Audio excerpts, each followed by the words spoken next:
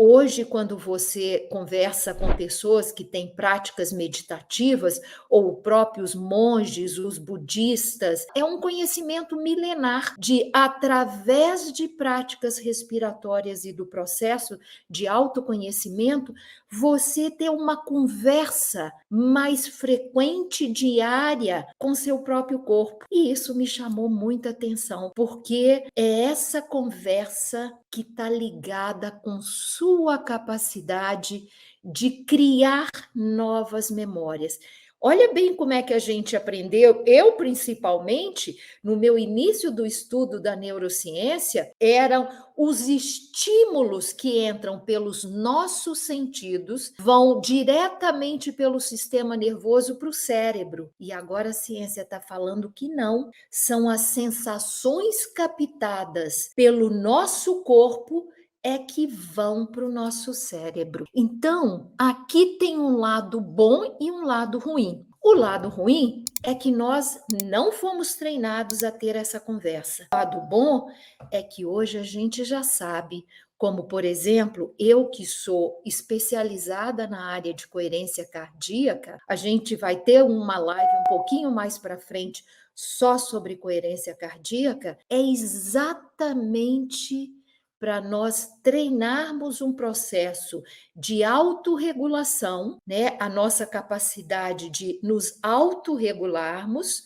e à medida que a gente trabalha nessas práticas, nós aprendemos a aumentar a nossa conversa, o nosso processo de interocepção. Então, são práticas dessa natureza que vão nos auxiliando cada vez mais a trazer respostas para que a gente consiga mudar esses nossos caminhos neurais para mudar a forma como a gente percebe o mundo e como nós respondemos para o mundo.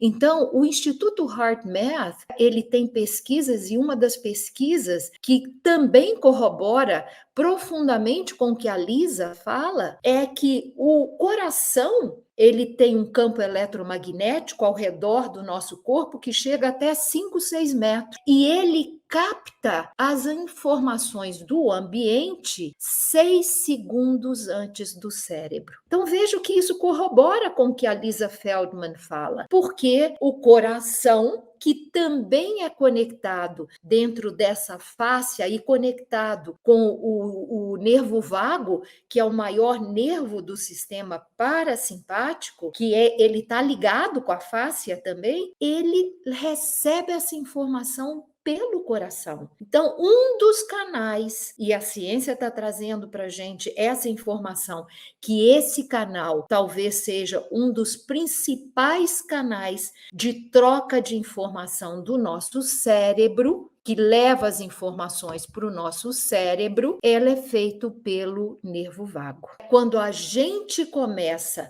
a entender que o processo é corpo para cérebro, e o cérebro, ao receber essa informação, ele faz um processo que a Lisa Feldman chama de adivinhação. Na verdade, eu não chamaria de adivinhação, mas ela tem toda a razão, porque é de predição, porque ao receber o estímulo, o cérebro vai lá rapidamente ver o que parece que já tem consolidado de experiências passadas e manda a resposta de volta com a informação neuroquímica, que é a resposta do pensamento ou negativo ou positivo, que é ou adrenalina ou uma outra química, de volta para o nosso corpo. Então, o processo não é cérebro para o corpo, corpo para o cérebro e cérebro para o corpo. E esse é um processo que retro se alimenta. Então, essa mudança na forma de entender esse processo é que foi o grande X que a Lisa traz para o mundo nas suas pesquisas altamente documentadas. Eles chegaram, o laboratório dela chegou a fazer uma pesquisa com uma tribo que ainda é uma tribo nômade na África para descobrir se as emoções poderiam ser representadas faciais ou não. E isso se tornou uma grande comprovação de tudo que a Lisa e o laboratório dela têm trazido para o mundo, né? E é óbvio que assim, eu gosto muito de falar e trazer o seguinte: a Lisa sempre fala, a emoção é uma criação do seu cérebro em resposta às sensações do seu corpo, que está continuamente recebendo e passando informações dos impulsos que tem recebido do mundo exterior. Então vejam, a gente acreditava que as emoções eram criadas por nós. As emoções, elas eram, aliás, eram respostas que o nosso cérebro dava quando a gente recebia um estímulo externo, pelos olhos, pelo nariz, pela boca, pelo ouvido, pelo tato. A gente criava a resposta emocional, mas na verdade, as emoções que surgem em você são criadas por você em função de experiências passadas. Então, uma coisa que é muito interessante e é cientificamente corroborado várias vezes nas pesquisas da Lisa, é que o nosso cérebro evoluiu para regular o nosso corpo. Gente, o nosso corpo já é complexo demais para ele ainda se dedicar a entender e produzir emoções.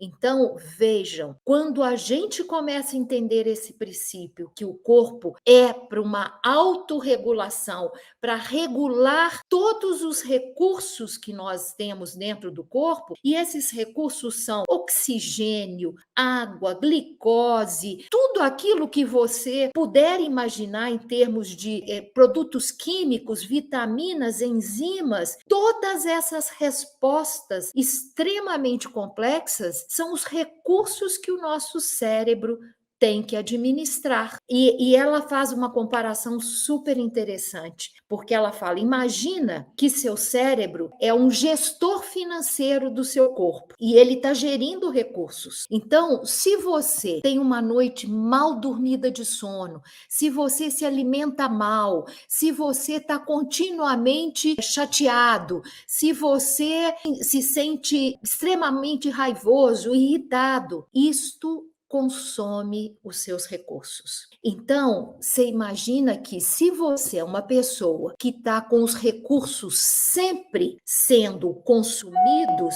sem repô-los, você vai chegar um dia que você vai ter déficit. E pensa comigo, se você tem um déficit no banco, o que você faz? Óbvio que a gente para tudo. Está na hora de parar, de rever. E é isso que ela traz, que se nós não começarmos a rever, se nós temos déficit negativo nessa gestão de recursos internos, que começa com a nossa interocepção, a gente vai chegar num ponto que essa falta pode trazer para a gente impactos muito maiores, porque a neurociência já sabe que um dos primeiros, e é óbvio que assim, não é no curto prazo, médio e longo prazo, porque esse déficit de recursos que vai acontecendo diariamente são gotículas que vão sendo eliminadas, mas só que no médio e longo prazo a gente começa a ter um desgaste muito grande.